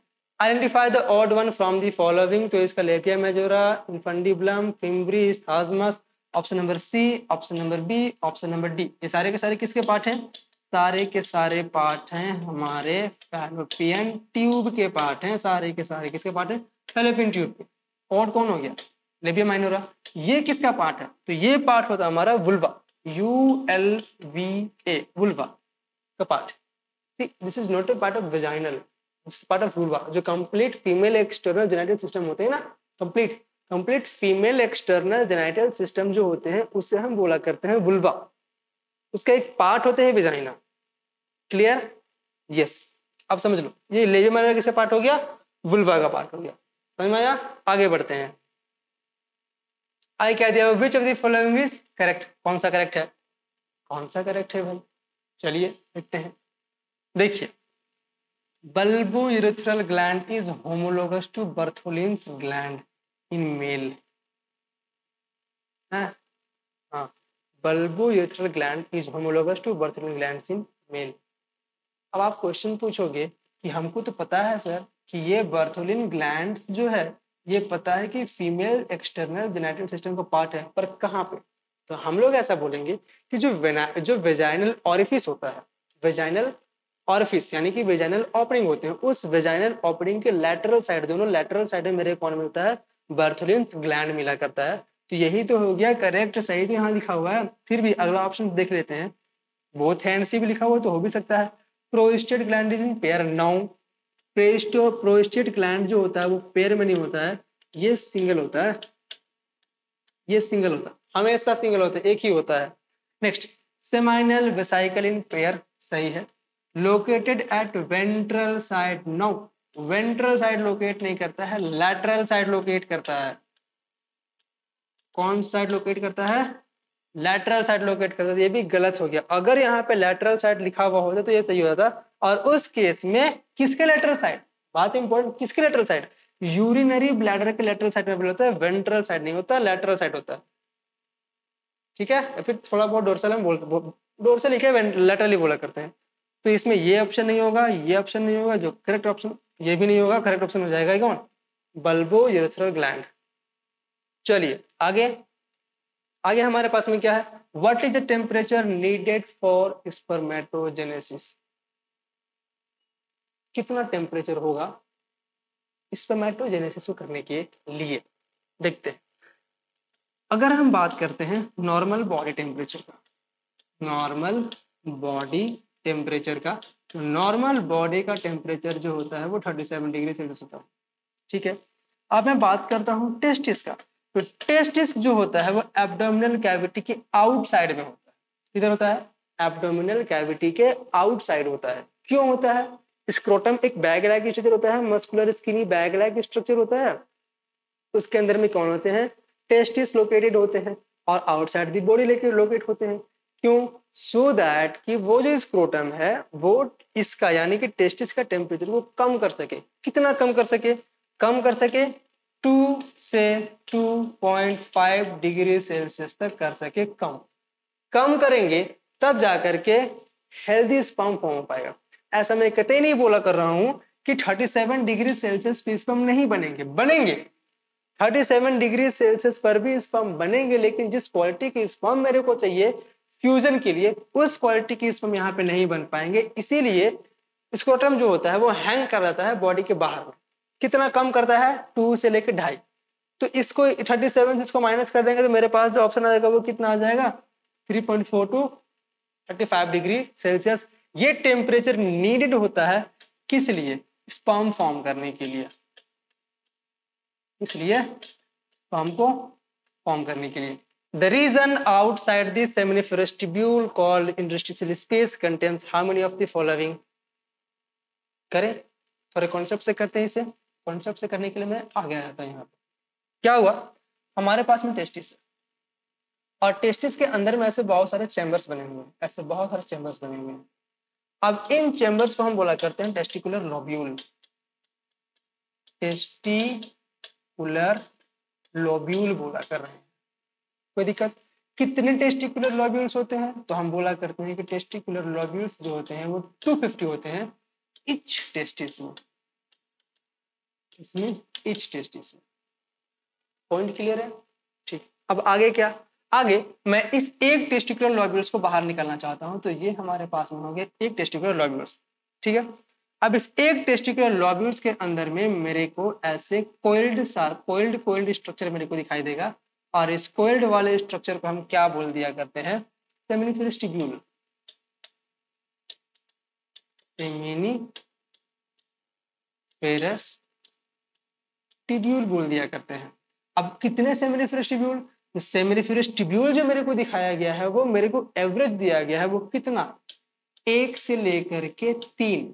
मतलब इसके पास 3 भी हो सकते हैं, इसके पास 2 भी हो सकते हैं, इसके पास 4 भी हो सकते हैं, इसके पास मतलब इसके पास 4 नहीं होंगे, मतलब 1, 2 और 3 बस इतना ही रहेगा, आगे बढ़ेगा घटेगा नहीं। यहाँ पे बात समझ में आ गई?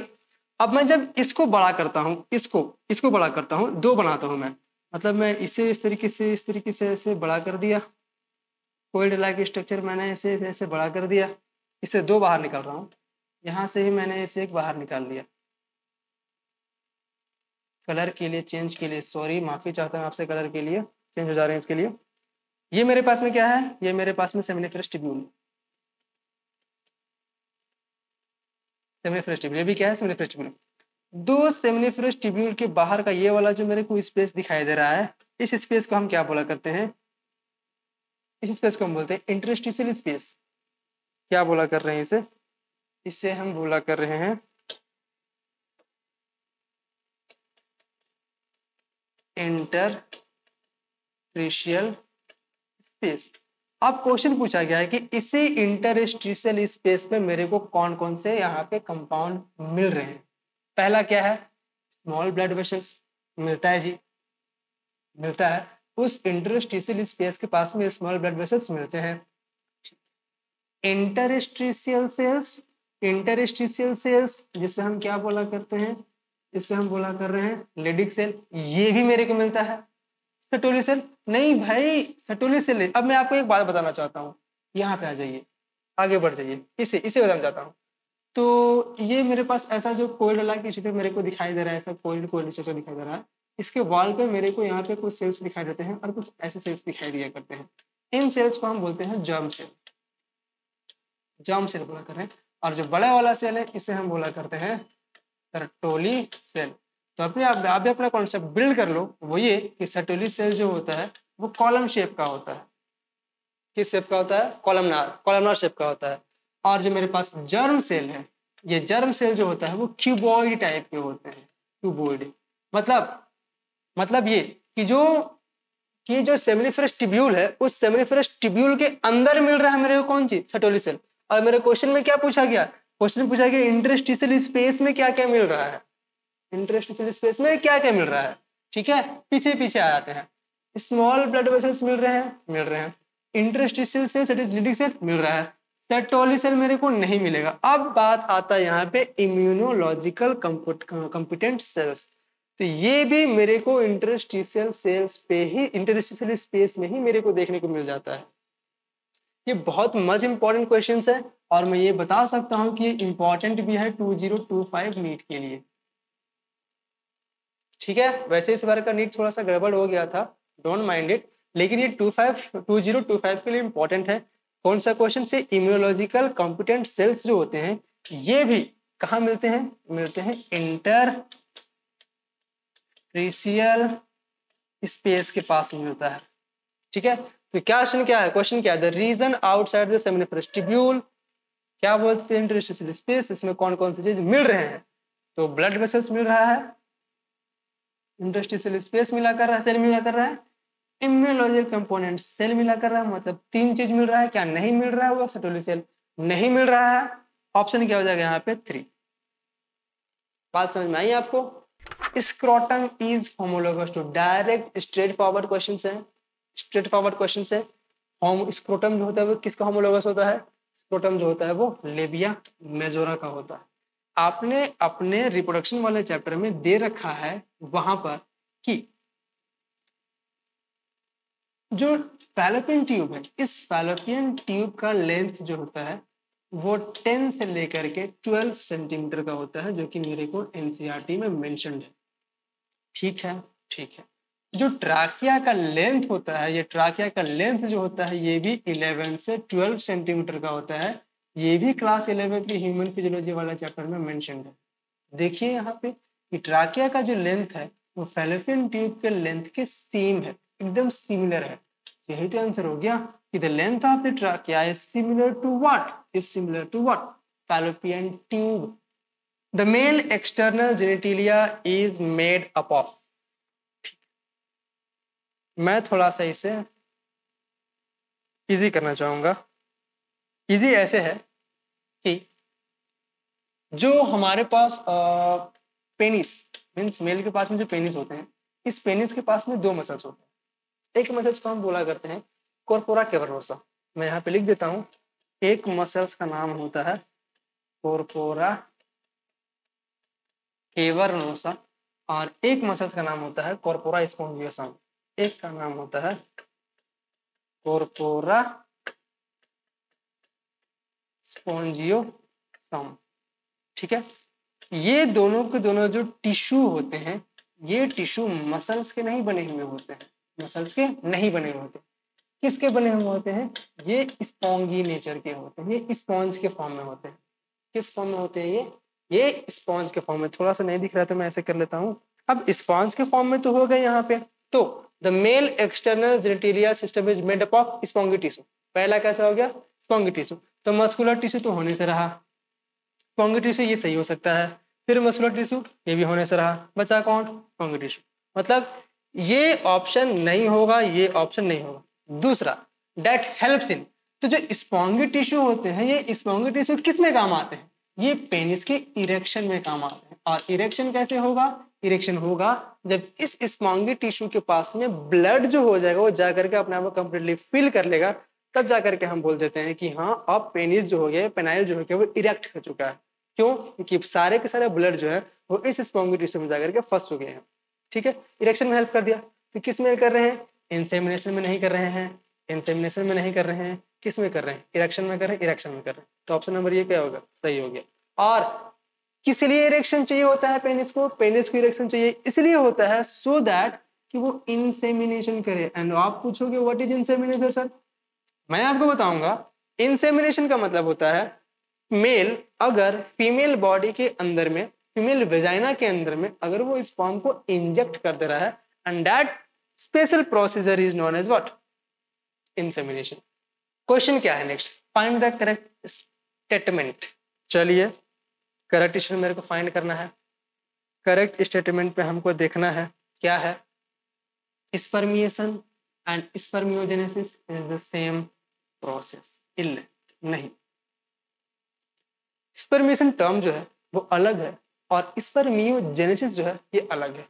अब जानना चाहोगे व्हाट इज स्पर्मिएशन, इजंट। देखिए मैं आपको बोलता हूं कि सेमिनिफेरस टिब्यूल था, जब सेमिनिफेरस टिब्यूल से स्पर्म कहां की ओर आएगा, रेटेटेस्टिस, रेटेटेस्टिस में आएगा। हम क्या बोला करेंगे उसे, स्पर्मिएशन बोला करेंगे। क्या बोला करेंगे, स्पर्मिएशन। कब, जब सेमिनिफेरस ट्यूब्यूल से स्पर्म, मैच्योर स्पर्म कहाँ आएगा? रेटेटेस्टिस में आएगा। क्या बोला करेंगे उसे? स्पर्मेशन बोला करेंगे। What is spermiogenesis?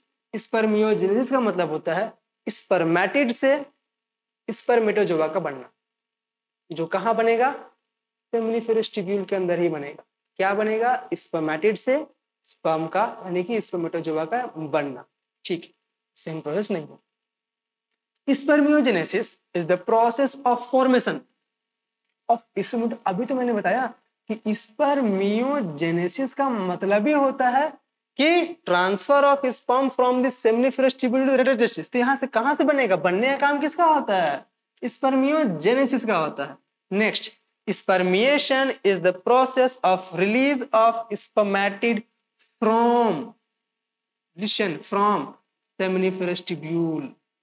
क्या बोला गया यहाँ पर में कि स्पर्मिएशन का मतलब होता है कि ऐसा प्रोसेस जिस प्रोसेस के थ्रू हम स्पर्मेटिड को सेमिनिफेरस ट्यूब्यूल से बाहर निकाल सकते हैं।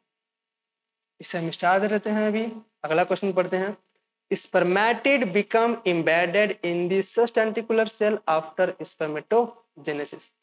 स्पर्मेटोजेनेसिस के बाद में जो स्पर्मेटिड होता है वो स्पर्मेटिड जो होता है वो सबस्टेंटिकुलर सेल, जिसको हम क्या बोलते हैं? सर्टोली सेल बोल दिया करते हैं। ये सर्टोली सेल के साथ में इम्बेड हो जाता है स्पर्मेटोजेनेसिस के बाद। करेक्ट आंसर जो हो जाएगा वो हो जाएगा इसका D. At the time of birth, female has the important question आपके लिए है, थोड़ा सा ट्रिकी क्वेश्चन है ना। अगर आप एनसीईआरटी पढ़ोगे तो एनसीईआरटी में हमारे को लिखा हुआ दिखाई देता है। क्या लिखा हुआ दिखाई देता है? वो ये कि जब कोई फीमेल कंप्लीटली हो जाती है मैच्योर हो जाने का मतलब ये होता है कि वो प्यूबर्टी वाली एज अचीव कर रही है। कौन सी एज अचीव कर रही है? वो प्यूबर्टी वाली एज को अगर अचीव कर ली है तो उस समय में उसके बॉडी के पास में 60K से लेकर के 80K प्राइमरी oocyte या फिर प्राइमरी फॉलिकल्स प्रेजेंट हैं। कब? At the time of puberty. ठीक है, मीन्स इससे पहले फीमेल का हुआ होगा बर्थ से प्यूबर्टी तक पहुंचने में उसको टाइम जो लगता है वो कितना लग जाता है? 10 to 11 ईयर्स लग जा रहा है। और इस प्यूबर्टी वाले एज में कितने हैं उसके पास में? 60 से लेकर के 80,000 प्राइमरी फॉलिकल्स प्रेजेंट हैं। और इस पर्टिकुलर टाइम पे, इससे पहले वाले में मैंने बताया था कि बहुत सारे फॉलिकल जो होते हैं वो डेड हो जाते हैं उनका। और इन्हीं को तो हम बोला कर रहे थे एट्रेटिक फॉलिकल्स बोला कर रहे थे। इन्हीं को हम क्या बोला करते? एट्रेटिक फॉलिकल्स बोला कर रहे थे। मतलब जब बर्थ होता है फीमेल का, उस बर्थ के समय में 60,000 से लेकर के 80,000 से भी ऊपर प्राइमरी oocyte होंगे, तब ना प्यूबर्टी तक में बचते होंगे। 60K से लेकर के 80K तक बचते होंगे, उससे पहले ज्यादा ही होंगे वहां पे। तो क्वेश्चन यह हुआ है at the time of birth के समय फीमेल के पास में होगा सिर्फ 60,000 से 80,000 नहीं, जैसे यहाँ पे कॉन्सेप्ट में बताया था मैंने। अगर आपको समझ नहीं आ रहा है तो मैं इसे आपको लिख करके भेज दूंगा नोट्स के थ्रू, डिस्क्रिप्शन में वहां पे लिखा हुआ रहेगा। Don't worry about. Less than कम भी नहीं दे सकता क्योंकि मैच्योरेशन में उतना होना चाहिए। मोर देन 80-60 की टू 80 के प्राइमरी फॉलिकल्स वहां पे प्रेजेंट रहते हैं। And this is very tricky questions. Identify the correct statement. Correct पता करना मेरे को क्या दिया हुआ है? 60% ऑफ द स्पर्म है abnormal and abnormal shape and size. चलिए ठीक है। अब मैं आपको बताऊंगा अभी। 40% of sperm show vigorous motor movement, ये भी सही बात बोला गया है। जीएनआरएच जो है वो हाइपोथैलेमिक हार्मोन है, ये भी सही है। एंड्रोजन जो है वो स्टिमुलेट करता है स्पर्मेटोजेनेसिस में, ये भी सही है। तो यहाँ पे इनकरेक्ट क्या हो गया पता ही नहीं चल रहा है। आप ऑप्शन नंबर ए अच्छे से पढ़ा करो। अच्छे से पढ़ने पे आपको पता चलेगा कि 60% ऑफ द स्पर्म को नॉर्मल शेप के होने चाहिए। किस शेप के होने चाहिए? नॉर्मल शेप के होने चाहिए और नॉर्मल साइज के होने चाहिए। यहाँ पे वर्ड क्या लिखा हुआ है? एबनॉर्मल लिखा हुआ है। इसी के लिए इसका आंसर जो हो जाएगा वो क्या हो जाएगा? ए। क्या? The first meiotic division of primary oocyte which is unequal get completed when the primary oocyte in हाँ, मीन्स आपको तो पता ही होगा नहीं ये सारा का सारा कि फीमेल जो होती है वो एम्ब्रियोनिक स्टेज पे ही अपना, जब फीमेल जब होती है वो एम्ब्रियोनिक स्टेज में जब होती है तब उसके अंदर में oogenesis जो होते हैं स्टार्ट हो चुके होते हैं और अपने आप को प्रोफेज फर्स्ट के लेप्टोटीन हाँ नहीं डिप्लोटीन वाले स्टेज अपने आप को अरेस्ट कर चुके होते हैं, ये तो पता होगा। अरेस्ट करने के बाद हम बोलते हैं कि वो फर्स्ट माइटोटिक डिवीजन भी कंप्लीट नहीं कर पाता है। तो फर्स्ट माइटोटिक डिवीजन जो होता है उसको कंप्लीट कब करता है? बिल्कुल कब करेगा? जब फॉलिकुलर डेवलपमेंट होगा। फॉलिकुलर डेवलपमेंट में पहले तो मेरे पास प्राइमरी फॉलिकल बना हुआ होता है, क्या बनेगा दूसरे में? सेकेंडरी फॉलिकल, फिर क्या बनेगा? टर्सरी फॉलिकल, फिर क्या बनेगा? Graafian follicle. और जैसे ही मेरे को ग्राफियन फॉलिकल आता है तो हम बोलते हैं कि ग्राफियन फॉलिकल जो होता है वो सेकेंडरी oocyte बना चुका होता है, वही रिलीज करता है जी। सेकेंडरी oocyte तो रिलीज कर रहा है, तो हम ऐसा बोला करते हैं कि उससे पहले obviously बात से बना हुआ होगा। उससे पहले मतलब कहाँ? उससे पहले मतलब कहाँ? यहाँ तो टर्सरी फॉलिकल दिया हुआ नहीं है, यहाँ पे मेरे को टर्सरी फॉलिकल दिया ही हुआ नहीं है। तो अगर टर्सरी फॉलिकल जानना है तो हमको जानना पड़ेगा कि वैसा फॉलिकल जहाँ पे कैविटी आ जाता है, जिस कैविटी को हम एंट्रम बोला करते हैं, और एंट्रम के साथ जो फॉलिकल मिलेगा इसी को हम क्या बोल देते हैं? टर्शियरी फॉलिकल बोल देते हैं। तो ये जो टर्शियरी फॉलिकल है, यही टर्शियरी फॉलिकल जो है वो ऑप्शन नंबर क्या हो जाएगा? बी। मीन्स तो प्राइमरी oocyte जो होता है वो अपने आप को कंप्लीटली डिवाइड कर लेता है किस वाले फेज में? टर्शियरी फॉलिकल में। मतलब फर्स्ट मियोटिक डिवीजन जो होता है वो कब कंप्लीट होता है? जब वो फॉलिकल यानी कि टर्शियरी फॉलिकल वाले स्टेज में रहते हैं तभी। क्लैरिटी मिल चुकी है? चलिए आगे बढ़ते हैं, आगे बढ़ते हैं। क्वेश्चन नंबर 37 में क्या है? New membrane formed called zona pellucida which is non cellular layer. मैंने पहले ही बताया था कि जोना पेलुसिडा जो होता है वो नॉन सेल्यूलर लेयर होता है। भाई कौन बनाता है? भाई बनाता कौन है? सेकेंडरी oocyte उसे बनाता है। ये भी स्ट्रेट फॉरवर्ड क्वेश्चन है। अगर आपको इसके आंसर आ रहे हैं तो आप बनाओ, अगर आपके इसके आंसर नहीं आ रहे हैं तो आप रहने दो। तो इसका आंसर क्या हो जाएगा? जोना पेलुसिडा जो होता है उसको कौन बनाता है? सेकेंडरी oocyte बनाता है। कौन बनाएगा उसे? सेकेंडरी oocyte बनाएगा उसे। At the time of ovulation, फिर से वही क्वेश्चन आ गया जो इससे पहले हम लोगों ने करके रखा हुआ था कि ओवल्यूशन के समय में क्या क्या चेंजेस वहां पे होते हैं। तो ओवल्यूशन के समय में यहाँ पे क्या क्या चेंजेस हो रहे हैं? तो ओवल्यूशन के समय में मेरे को यहाँ पे दिख रहा है कि the level at time of ovulation level of FSH remain constant, amount of progesterone remain constant, level of ICSH is at peak. और 3 लेवल ऑफ FSH जो होता है वो कभी भी कांस्टेंट नहीं रहेगा, हाई रहेगा। ये तो होगा ही नहीं, फिर तो कौन बचा? अमाउंट ऑफ प्रोजेस्टेरोन, बिल्कुल सही, क्योंकि प्रोजेस्टेरोन को बनाता कौन है? प्रोजेस्टेरोन को बनाता कौन है? तो हम बोल लेते हैं कि प्रोजेस्टेरोन को बनाता है कॉर्पस ल्यूटियम। कौन बनाता है? कॉर्पस ल्यूटियम बना रहा है। और कॉर्पस ल्यूटियम कब बनेगा? जब ग्राफियन फॉलिकल से मेरा सेकेंडरी oocyte निकल चुका होगा। ग्राफियन फॉलिकल से कौन निकल चुका होगा? सेकेंडरी oocyte निकल चुका होगा। ठीक है, तो मतलब अमाउंट ऑफ प्रोजेस्टेरोन जो होगा वो कांस्टेंट रहेगा ही रहेगा। अगर आप देखना चाहते हो तो मेंस्ट्रुअल साइकिल वाले में देख लेना, जो ग्राफ दिखाई दिया होगा वो ग्राफ में आपको दिखाई दे रहा होगा कॉन्स्टेंसी दिखाई दे रहा होगा वहां पे। और लेवल ऑफ ICSH मैंने पहले ही बताया था ICSH के बारे में, क्या है? ये LH ही तो है। ठीक है, तो LH के अमाउंट पीक पे रहता है, तो आंसर क्या हो जाएगा? बोथ बी एंड सी हो जाएगा। क्यों? प्रोजेस्टेरोन का अमाउंट जो रहता है वो कांस्टेंट होता है किस समय में? ओवल्यूशन के समय में। आ रही बात समझ में आपको?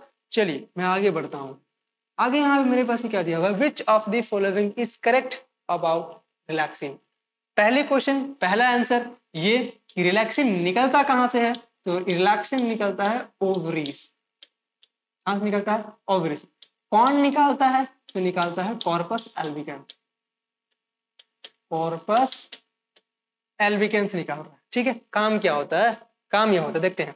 It relaxes the female body during, गलत, फीमेल के बॉडी को रिलैक्स नहीं करता है। मैं आपको पहले ही बता देता हूँ इसका आंसर क्या होगा, कि जब भी कोई फीमेल जो होती है का डिलीवरी का टाइम आता है उस समय में जो प्यूबिक सिम्फेसिस होते हैं, उस प्यूबिक सिम्फेसिस को थोड़ा सा रिलैक्स करने के लिए, सो दैट कि बेबी जो होगा वो स्मूथली वहां से पुट आउट किया जा सके, बहुत ही स्मूथली वहां से मतलब चले जाएगा। इसी के लिए फीमेल का बॉडी जो होता है, यानी कि फीमेल का जो ओवरी होता है वो क्या रिलीज करता है, रिलैक्सिंग रिलीज करता है ना। क्यों रिलीज करता है? ताकि फीमेल का जो प्यूबिक सिम्फेसिस वाला रीजन हो सके वो थोड़ा सा ब्रॉड हो जाए, थोड़ा चौड़ा हो जाए, और बेबी जो हो सके वो बहुत ही इजीली वहां से डिलीवर आउट किया जा सके। इसीलिए तो यहाँ पे ऑप्शन कहाँ पे दिखाई दे रहा है, इंड्यूस नहीं, चाइल्ड बर्थ को इंड्यूस नहीं करता है। देखिए, relax the pubic symphysis at the time of child birth, child birth के समय में वो प्यूबिक सिम्फेसिस को रिलैक्स करता है, इसीलिए रिलैक्सिंग का होना वहां पे बहुत ज्यादा जरूरी हो जाता है। बात आ रही समझ में?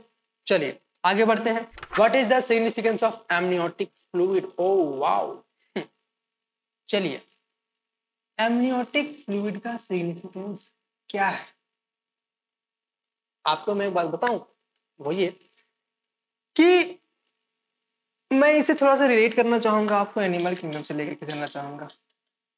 एनिमल किंगडम से मैं ऐसे रिलेट करना चाहूंगा, आप बताना मेरे को अच्छे से। जैसे जैसे कि हम बात करते थे कॉर्डेट्स के बारे में, तो कॉर्डेट्स जो थे ये एक्वेटिक भी हुआ करते थे और कुछ ऐसे थे जो लैंड में भी रहा करते थे, जमीन में रहा करते थे। अब एक्वेटिक वाले को ग्रो करने के लिए वहां पे वाटर एज ए मीडियम हमेशा उनको मिला करता था, ताकि उनका बॉडी जो है वो ड्राई ना हो सके। लेकिन अगर लैंड वाले एरिया में रहेंगे तो ऐसा हो सकता है ना कि उनका जो एम्ब्रायो बनेगा वो एम्ब्रायो को ड्राइनेस हो सके, मतलब ड्राई हो सके, उसका बॉडी ड्राई हो जाए। और अगर ड्राई हो जाएगा तो हम बोल सकते हैं कि वो जो होगा वो हमेशा डेड हो जाएगा। तो इसके लिए नेचर ने सिलेक्ट किया, क्या सिलेक्ट कर लिया कि हमारे बॉडी यानी कि जो लैंड एरिया में रहने वाले हैं उनके पास में क्या बना दिया, एमनियोटिक फ्लूइड। अब एमनियोटिक फ्लूइड के अंदर में अगर बेबी रहेगा तो बेबी को सबसे पहले वहां पे ड्राई तो होगा नहीं, हमेशा वेट कंडीशन में रहेगा, और वेट कंडीशन में रहने से वो इजीली वहां पे मूवमेंट भी कर सकता है, बहुत ही आसानी से वहां पे मूवमेंट भी कर सकता है। तो एमनियोटिक फ्लूइड का इंपॉर्टेंस यही है, इसीलिए है कि जो लैंड एनिमल होते हैं, जो लैंड में रहने वाले एनिमल्स होते हैं, वो लैंड एनिमल जो है वो अपने आप को जब वो इम्ब्रायोनिक स्टेज में रहेंगे तब वो ड्राई ना कर सके अपने आप को, क्या ना कर सके, ड्राई ना हो सके, ना सूख ना जाए। और अगर सूख जाएगा तो फिर वो कैसा हो जाएगा, डेड हो जाएगा। इसीलिए वो सूखना ही नहीं चाहता था, क्या कर लिया, फ्लूइड डेवलप कर लिया बॉडी के अंदर में, ताकि वो सूखेगा नहीं। दूसरा, अगर फ्लूइड है तो जो बेबी है वो भी बहुत ही इजीली मूव कर सकता है इधर से उधर, बहुत इजीली मूव कर सकता है इधर से उधर। तो इसी के लिए तो यहाँ पे क्या बोला गया, एक्सक्रीशन में हेल्प तो नहीं करता है, गैसियस एक्सचेंज में हेल्प करता है, उसका नाम होता है प्लासेंटा। ठीक है, promote desiccation, promote desiccation, desiccation का मतलब होता है ड्राई, तो क्या ड्राई होने देता है, मतलब ड्राइनेस को प्रमोट करता है, ड्राई को नहीं करता है, प्रिवेंट करता है डेसिकेशन को, और बॉडी मूवमेंट में भी हेल्प करता है। This is very much important, this is very much important. हो गया, बहुत ही इंपॉर्टेंट है ये। If all blastomere of mammalian morula are separated what will happen? Answer देखते हैं यहाँ पे, डाई तो होगा नहीं। 8 आइडेंटिकल एम्ब्रियो विल डेवलप, बिल्कुल 8, अगर वो सारे के सारे मेल हैं तो मेल ही रहेंगे, फीमेल है तो फीमेल ही रहेंगे। ओनली 4 कॉन्सेप्ट नहीं है, कॉन्सेप्ट 8 तो बनेंगे। ऐसा नहीं होगा कि भाई उसमें आधा मेल होगा आधा फीमेल होगा, ऐसा नहीं, क्योंकि उसके पास में या तो क्रोमोसोम एक्स गया होगा या तो क्रोमोसोम वाई गया होगा ना, और तो कुछ गया नहीं होगा। तो ऐसे कैसे हो जाएगा भाई साहब? ऑप्शन नंबर क्या हो जाएगा, given below other two statements, statement 1 है, स्टेटमेंट 2 है, और यहाँ पे मेरे को चेक करना है क्या है। वास्ट डिफरेंस जो है रिसीव करता है duct from the seminal vesicles and opens into urethra. सही बात है भाई, स्टेटमेंट 1 जो है वो सही है। क्या बोला गया है कि वास्ट डिफरेंस जो है वो सेमिनल वेसिकल के साथ में हो करके क्या बनाता है, वो एजाकुलेटेड डक्ट का फॉर्मेशन करता है। 1 नंबर, कोई दिक्कत नहीं। स्टेटमेंट 2 है, the cavity of the cervix is called canal which along with the vagina forms birth canal. सही तो है, हम ऐसे ही ना बोला करते हैं बर्थ कैनाल क्या होता है हमारे पास, तो हम बर्थ कैनाल बोल देते हैं vaginal canal, vaginal canal plus plus what, cervical canal,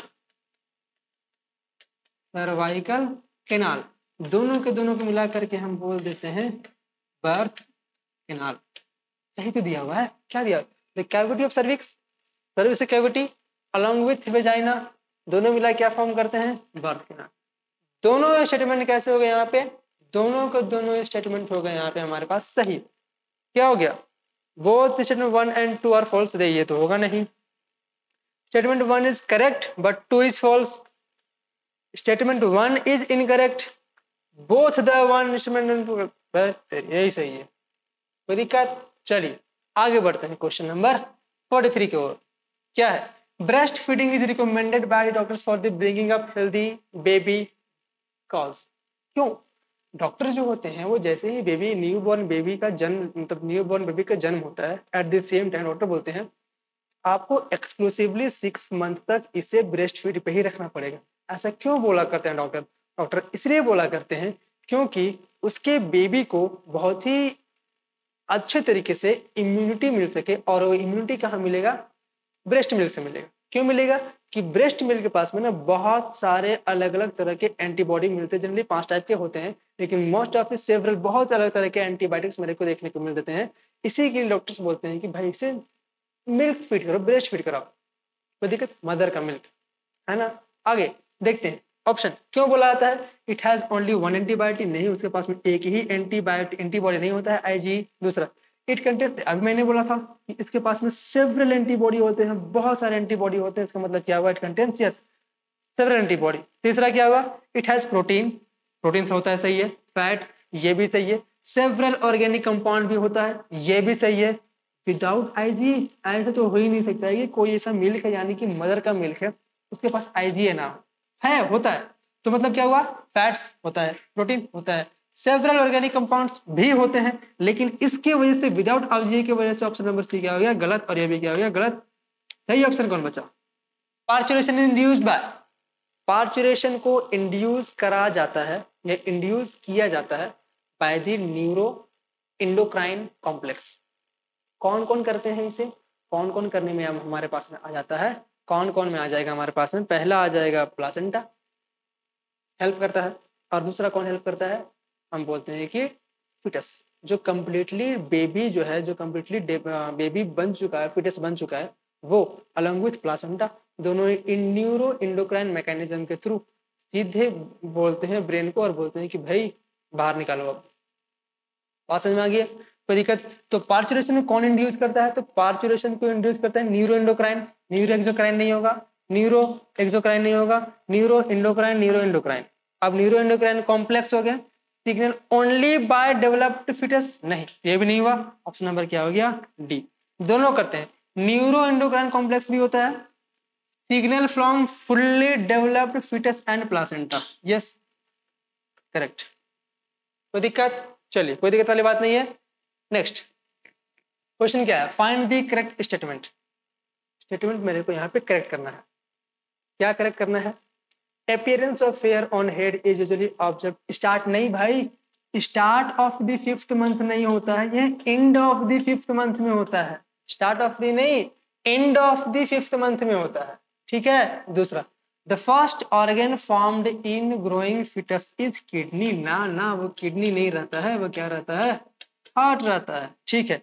external genital organ formed at 12 weeks. Yes this is correct, ये करेक्ट है मेरे पास में कि एक्सटर्नल जेनाइटल ऑर्गन जो है वो कब बनता है? 12 वीक में बनता है। तो करेक्ट पूछा था वो क्या था? सी। आईलिड जो होते हैं वो एंड ऑफ नहीं, ये end of 6 month, second trimester, तब जाकर के इसका आंसर हो जाएगा सही। कोई दिक्कत इसमें से नहीं। थोड़ा सा ट्रिकी क्वेश्चन था और था मजेदार। चलिए नेक्स्ट क्वेश्चन बढ़ते हैं। क्या है ये देखो, फिर से वही सारा का सारा डेट कर दिया गया है और बोला गया फाइंड द करेक्ट ऑप्शन। तो B, B what is B? What is कहाँ है B? B by B fats है, मेरे लोग नहीं हुआ। फिर से बी, डी इसे D muscles between ribs. D हाँ जी, डी जो है मसल्स बिटवीन रिब्स है। और सी क्या है मेरे पास में? सी जो है वो रिब है। और डी जो है क्या है? Muscle between ribs. डायरेक्ट क्या दिख गया? Muscles between ribs. Option number B के लिए करेक्ट आंसर हो जाएगा। चलिए अगला प्रोसीड करते हैं। क्वेश्चन क्या है? Several mammary ducts join to form a wider mammary ampulla which connect to form lactiferous duct.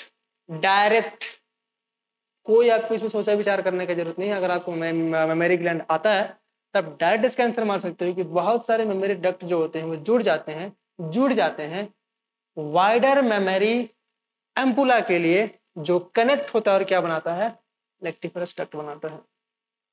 क्या बनाता है? लेक्टिफरस डक्ट बनाता है। चलिए आगे मूव करते हैं। क्या है आगे? Number of chromosomes present in secondary spermatocyte is what? 23। इसका एक्सप्लेनेशन मैंने ऑलरेडी दे रखा है, प्रीवियस क्वेश्चंस में मैंने इसका एक्सप्लेनेशन ऑलरेडी दे रखा है। तो the number of chromosome present in secondary spermatocyte is what? 23 number of chromosomes होते हैं सेकेंडरी स्पर्मेटोसाइट के पास। नेक्स्ट है every time copulation does not lead to fertilisation. सही है भाई, कि हर एक कॉपुलेशन जो होता है वो फर्टिलाइजेशन को इंड्यूस नहीं करता है। क्यों नहीं करता है? क्योंकि जो स्पर्म और ओवा दोनों को सेम समय में पहुंचना पड़ता है एम्पुला वाले रीजन में, तो वह एम्पुला वाले रीजन में कभी भी अपने आप को सेम समय पे पहुंचा नहीं पाता है। और नहीं पहुंचाने की वजह से हम बोल दिया करते हैं कि वहां पे हमेशा फर्टिलाइजेशन को लीड नहीं करता है, प्रेगनेंसी लीड नहीं होता है। तो क्या हो जाएगा आंसर? एम्पुला, क्योंकि एम्पुला तक स्पर्म और ओवम दोनों साइमल्टेनियसली पहुंच नहीं पाता है। क्लैरिटी मिल गई है? चलिए लास्ट क्वेश्चन। क्वेश्चन ये, choose the incorrect statement. Incorrect, what? Incorrect, क्या इनकरेक्ट में है? oogonia are formed and added after birth. भाई यही तो गलती है, डायरेक्टली दिख रहा है। क्या बोला गया है कि oogonia जो होते हैं वो बर्थ के बाद बनते नहीं है, ऐड होते ही नहीं है, तो यही सही ऑप्शन है। अगला भी देख लेते हैं। oogenesis is initiated during the embryonic development। Correct है, करेक्ट यानी कि स्टेटमेंट करेक्ट है। और इस क्वेश्चन के लिए आंसर क्या है? ये no more gamete mother cells are found, बिल्कुल सही बात है। ऑल द अबव नहीं भाई, ऑप्शन नंबर क्या हुआ? एक। हमारे पास यहाँ पे जो क्वेश्चंस, टोटल क्वेश्चंस जो थे वो 50 थे, और एक क्वेश्चंस जो हैं वो बन ही चुके हैं। देखिए यहाँ पे आपको सारे के सारे आंसर्स दिया हुआ है, सारा का सारा आंसर दिया हुआ है। अगर आपको देखना तो आप मैच भी कर सकते हो, आंसर हमारे पास में दिया हुआ है, ठीक है। और मैंने आपको ऑलरेडी बोल रखा हुआ है, ये बोल के रखा हुआ है कि जो जो क्वेश्चंस मैंने आपको दिए हैं आपको खुद सॉल्व करने के लिए, वो आपको खुद सॉल्व करने हैं। खुद सॉल्व करने के बाद आप उसे कमेंट बॉक्स में भी दे सकते हो कि एक्चुअली में क्या क्या यहाँ पे है, मीन्स उसका आंसर क्या है। अगर आप चाहो तो आप उसका एक्सप्लेनेशन भी वहां पर पे लिख सकते हो कि हाँ इसका आंसर ये होगा, इसका एक्सप्लेनेशन ये होगा, इस तरीके से लिख सकते हो, ठीक है। तो मैं बोलना चाहूंगा थैंक यू वेरी मच आपने इस ऑसम सेशन को देखने के लिए। बहुत ही इंपॉर्टेंट सेशन था ये हमारे लिए, और मैं ट्राई करूंगा ऐसे बहुत सारे, जैसे जैसे आपका चैप्टर्स कंप्लीट होते जाएंगे वैसे वैसे मैं बहुत सारे चैप्टर्स के क्वेश्चंस ला करके यहाँ पे फ्रेम करते जाऊंगा, प्रीवियस ईयर क्वेश्चंस पे लेकर के आऊंगा, और वहाँ पे आपको ये बताने होंगे, मतलब समझने होंगे और सॉल्व भी करने होंगे मेरे साथ साथ में। मैं हो सके तो लाइव भी आऊंगा कभी चैनल पे इसे, और आप लोगों के साथ बहुत सारे क्वेश्चन प्रैक्टिस भी करूंगा मैं यहाँ पे। थैंक यू वेरी मच इस ऑसम वीडियो को देखने के लिए। आप चैनल को हिट मतलब सब्सक्राइब कर देना, और लाइक कर देना, शेयर कर देना, और बिल्कुल कमेंट करना कैसा लगा आपको ये, और साथ ही साथ जो मैंने आपको क्वेश्चंस दे रखा आपको उसे भी करना है।